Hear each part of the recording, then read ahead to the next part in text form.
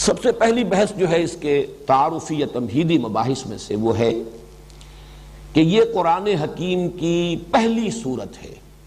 اور یہ پہلی صورت ہونا دونوں اعتبارات سے۔ مصحف کی پہلی صورت تو ہے ہی، سبھی جانتے ہیں،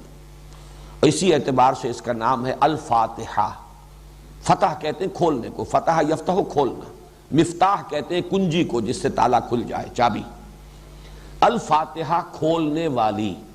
یعنی دی اوپننگ سورہ آف دی قرآن۔ یہ انگریزی کا لفظ زیادہ اس کی مناسبت کو ظاہر کر رہا ہے، فاتحہ کی اوپننگ سورہ۔ تو یہ در حقیقت قرآن مجید کی، مصحف کی تو پہلی صورت ہے ہی، لیکن یہ نوٹ کر لیجئے کہ ترتیب نزولی میں بھی پہلی مکمل صورت جو حضور پر نازل ہوئی وہ یہی ہے۔ اگرچہ وہ ترتیب نزولی کا میں عرض کر چکا ہوں تمہیدی مباحث میں، تعارف قرآن میں، کہ پورے یقین اور جزم کے ساتھ اور حتمی طور پر کہنا تو بہت مشکل ہے، اختلافی آراء موجود ہیں، لیکن تقریباً اجماع ہے اس پر کہ سورہ فاتحہ سے قبل صرف متفرق آیات نازل ہوئی ہیں، جو سورہ علق کے آغاز میں ہیں 5 آیات بالاتفاق، جو سورہ نون کی شروع میں ہے، سورہ قلم بھی اس کا نام ہے، 7 آیات، سورہ مزمل کی ابتدائی 7 آیات، سورہ مدثر کی ابتدائی 7 آیات، اور پھر مکمل سورت جو پوری نازل ہوئی وہ یہ سورہ فاتحہ ہے، اور یہ بھی آپ کو معلوم ہے کہ 7 ہی آیات پر مشتمل ہے، اس پر اگرچہ گفتگو بعد میں ہوگی۔ تو پہلی سورت ہونا اس سورہ مبارکہ کا دونوں اعتبارات سے ہو گیا، ایک یہ کہ یہ مصحف کی پہلی سورت ہے، اور نمبر 2 یہ کہ سب سے پہلی مکمل سورت جو حضور صلی اللہ علیہ وسلم پر نازل ہوئی وہ سورہ فاتحہ ہے۔ دوسری بحث ہے اس کے نام۔ جیسا کہ میں نے اس سے پہلے بھی بیان کیا ہے، عربوں کا ایک خاص ذوق تھا نام رکھنا کثرت سے، جس چیز سے محبت ہو جائے اس کے بہت سے نام ہوں گے، اس کی ایک ایک ادا، اس کا ایک ایک وصف، اس کی ایک ایک صفت کے حوالے سے اس کے نام بناتے چلے جانا۔ چنانچہ اس سورہ مبارکہ کے بھی متعدد نام ہے، بلکہ متعدد کا لفظ تو ہلکا ہے۔ علامہ جلال الدین سیوطی نے 25 نام جو ہے الاتقان فی علوم القرآن میں جمع کیے، ان میں سے جو موٹے موٹے ہیں وہ میں آپ کو بتا دیتا ہوں۔ الفاتحہ کو تو اس کے اسم علم ہونے کی حیثیت حاصل ہے، اس کا نام اگر لیا جائے گا جو بالکل ایکسکلوسیو ہے وہ ہے سورۃ الفاتحہ۔ میں بیان کر چکا ہوں وہ اس اعتبار سے بھی کہ اوپننگ سورہ ہے قرآن مجید کی۔ اس کے بعد اس کی جامعیت کے اعتبار سے 2 نام بہت معروف ہیں اور مشہور ہیں، ام القرآن اور اساس القرآن۔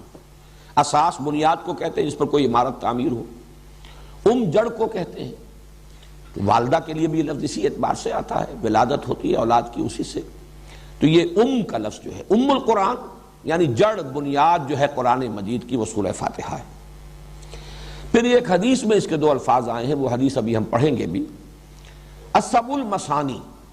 اور القرآن العظیم، یہ خود اپنی جگہ پر ایک مکمل قرآن ہے، یعنی اس سورہ مبارکہ کی عظمت کو ظاہر کرنے کے لیے، اور چونکہ یہ الفاظ خود محمد الرسول اللہ صلی اللہ علیہ وسلم نے استعمال فرمائے ہیں، ابھی ذرا ٹھہر جاؤ میں بعد میں کروں۔ تو السبع المثانی، 7 دہرائی جانے والیاں، بار بار پڑھی جانے والیاں 7 آیات، اور القرآن العظیم یہ بھی اس کا ایک نام ہے، یہ خود اپنی جگہ ایک مکمل قرآن ہے اور عظمت والا قرآن ہے۔ پھر جو اس کے مضامین ہیں اور پھر اس کے جو مختلف اجزاء ہیں اس کے اعتبار سے سورۃ الحمد، سورۃ الشکر، سورۃ الصلاح، سورۃ السؤال، سورۃ المناجات، یہ مختلف نام ہیں۔ الکافیہ، الشافیہ اور الشفاء، الوافیہ، الراقیہ۔ راقیہ، رقی کہتے ہیں جھاڑ پھونک کر یہ کچھ پڑھنے کو، یہ سورہ فاتحہ جو ہے یہ اس اعتبار سے بھی اس کو مسلسل پڑھ کر کئی بار اگر پھونکا جائے، یہ بھی چیزیں ہیں کہ جو ثابت ہیں اور ان کے اندر ہمارے اسلاف کا یہ تعامل رہا ہے۔ تو شافیہ، شفا دینے والی، الشفا بھی اس کا نام ہے، سورۃ الشفا اور شافیہ۔ الکافیہ، یہ کافیہ بھی کفایت کرنے والی، یعنی یہ کہ مضامین قرآن اور اس کی حکمت اور فلسفے کو اپنے اندر سمو لینے والی اور اس کا احاطہ کرنے والی۔ الوافیہ، پورا کر دینے والی، یہ بھی اس کی جامعیت کے اعتبار سے۔ تو یہ ہیں چند نام جو میں نے آپ کو بتائے۔ ویسے علامہ جلال الدین سیوطی رحمہ اللہ نے 25 نام اس کے، اور انہوں نے لکھا بھی ہے کہ میں نے بڑی محنت سے جمع کیے، لیکن یہ کہ ان کی اہمیت نہیں ہے، یہ تو بس وہی ایک ذوق جو ہے عربوں کا کہ جس شے سے محبت ہو، جس کی عظمت کا نقش قلب پر ہو، پھر اس کے نام وہ متعدد اور کثرت کے ساتھ رکھنا، یہ ان کا ذوق ہے۔ تیسری بحث ہے فضیلت کی۔ اب وہ ذرا حدیث لگا دو یہاں۔ اس کے لیے حضرت ابو ہریرہ رضی اللہ تعالی عنہ سے ایک حدیث مروی ہے، اور یہ جامع ترمذی میں بھی موجود ہے۔ میں نہیں کہہ سکتا کہ آپ میں سے کتنے حضرات اس کو پڑھ سکیں گے، لیکن بہرحال جو بھی پڑھ سکتے ہو، میں چاہتا ہوں کہ اس حدیث کو تو پورا لفظ بلفظ آپ لوگ پڑھ لیں۔ عن ابی ہریرہ ان رسول اللہ صلی اللہ علیہ وسلم قال لابی بن کعب، حضرت ابو ہریرہ سے مروی ہے کہ حضور صلی اللہ علیہ وسلم نے حضرت ابی بن کعب سے فرمایا۔ یہ ابی بن کعب جو ہے یہ انصاری صحابی ہیں، اور ان کا ایک خاص درجہ یہ ہے کہ حضور نے ان کے بارے میں بھی افعل التفضیل کا صیغہ استعمال کیا ہے کہ یہ اقرؤہم ابی بن کعب، میرے صحابہ میں سب سے بڑا قاری۔ اور قاری جو ہے ظاہر بات ہے کہ اس وقت محض اس قرات کے معنی میں نہیں تھا جس معنی میں کہ آج کل ہم استعمال کرتے ہیں، عالم ہونا بھی اس کا لازم تھا معاملہ، اس لیے کہ ان کی اپنی زبان تھی، اس میں جو قرآن کا سب سے بڑا قاری تھا، گویا کہ وہ قرآن کا سب سے بڑا عالم بھی تھا۔ یہ بعض صحابہ کے لیے افضل التفضیل کے صیغے آئے ہیں، جیسے کہ ارحم امتی بے امتی ابو بکر، اشدہم فی امر اللہ عمر، احیاہم یا اکثرہم حیاء عثمان، اقواہم علی، عالمہم بالحلال والحرام معاذ بن جبل، اصدقہم لہجۃ ابو ذر۔ اسی طریقے سے نوٹ کر لیجئے کہ اقرؤہم ابی بن کعب رضی اللہ تعالی عنہ۔ تو ان سے حضور نے ایک سوال کیا، اتحب ان اعلمک سورۃ لم ینزل فی التوراۃ ولا فی الانجیل ولا فی الزبور ولا فی القرآن مثلھا، اے ابی کیا میں تمہیں وہ سورت نہ سکھاؤں جس کی مثل، جس کی نظیر نہ تورات میں نازل ہوئی، نہ زبور میں، نہ انجیل میں، نہ قرآن میں۔ مراد یہ ہے کہ قرآن میں بھی وہ منفرد ہے، اس کی عظمت والی صورت اور کوئی نہیں، اس کی سی عظمت والی صورت، یہ بے نظیر اور بے مثل صورت ہے، اس کی نظیر، اس کے مثل نہ قرآن میں، نہ تورات میں، نہ انجیل میں، نہ زبور۔ قال نعم یا رسول اللہ، تو حضرت ابی کا جواب کیا ہو سکتا تھا؟ حضور ضرور سنائیے، ضرور سمجھائیے، ضرور پڑھائیے، بتائیے مجھے وہ کون سی صورت ہے۔ فقال رسول اللہ صلی اللہ علیہ وسلم، تو ارشاد فرمایا رسول اللہ صلی اللہ علیہ وسلم نے، کیف تقرؤ فی الصلاۃ، ذرا سناؤ تو صحیح نماز کیسے پڑھتے ہو، کیا پڑھتے ہو نماز میں؟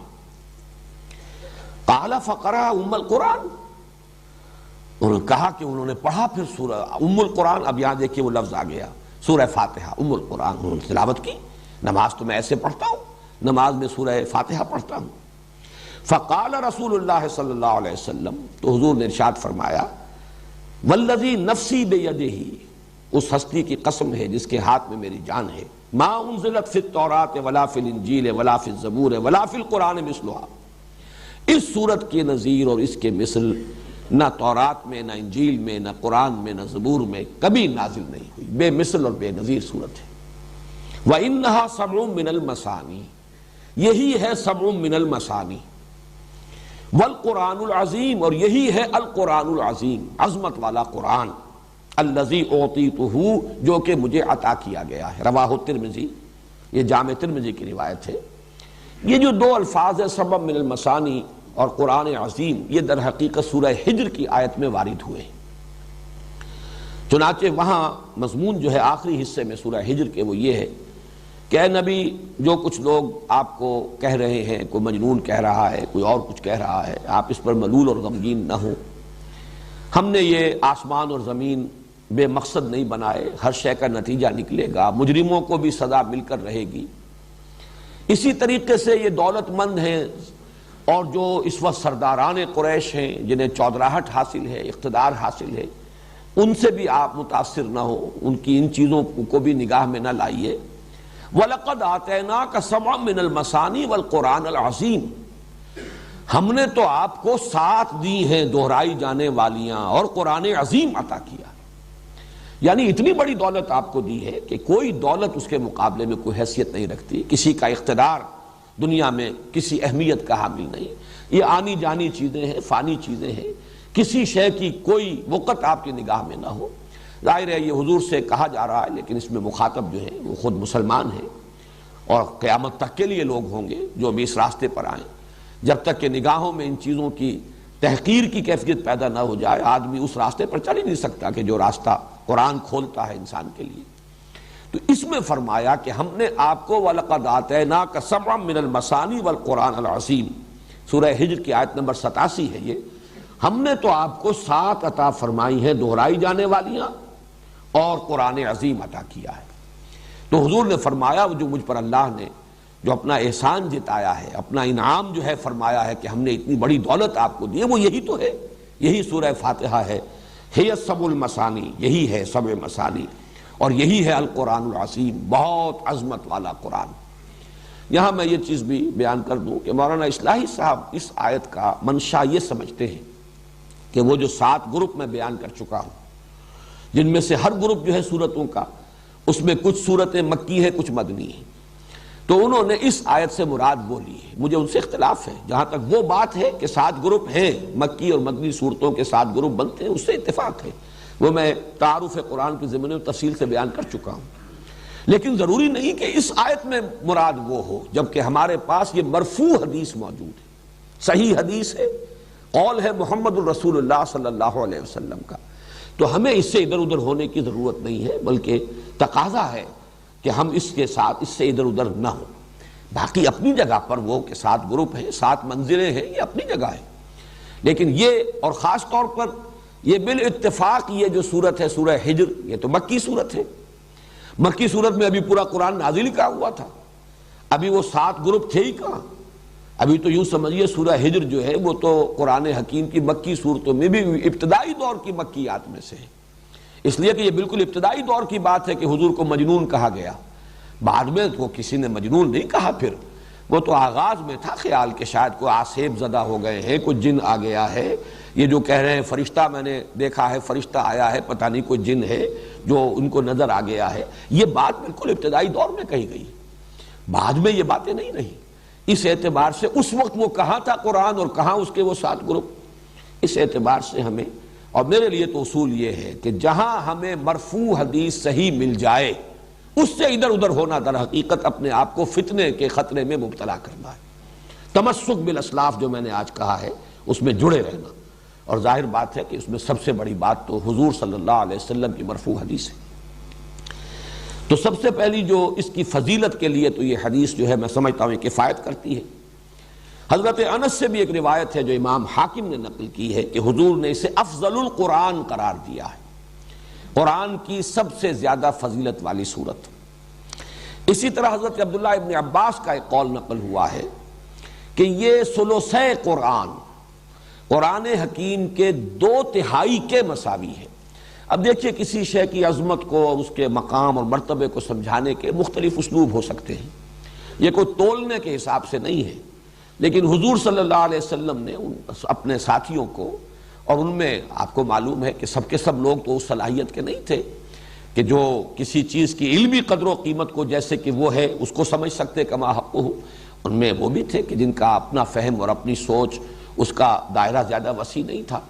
انہیں کوئی ایسی شے جو ہے اس کی تمثیل کی ضرورت تھی، ایسی شے سے تشبیہ اور تمثیل جو ان کی سمجھ میں آتی ہو۔ اب سورہ اخلاص کو کہا گیا ثلث قرآن، 1/3 قرآن، سورہ کافرون کو کہا گیا ربع قرآن، قرآن کا 1/4 حصہ، سورۃ الزلزال کو کہا گیا 1000 آیات کے برابر، یعنی یہ کہ سدس قرآن، قرآن کا 6واں حصہ تقریباً بن جاتا ہے۔ لیکن اس میں جو بلند ترین جو نسبت ہے وہ یہ ہے جو سورہ فاتحہ کو دی ہے حضور صلی اللہ علیہ وسلم نے حضرت عبداللہ ابن عباس رضی اللہ تعالی عنہما سے جو منقول ہے کہ یہ ثلثِ قرآن یعنی 2/3 قرآن کے برابر ہے۔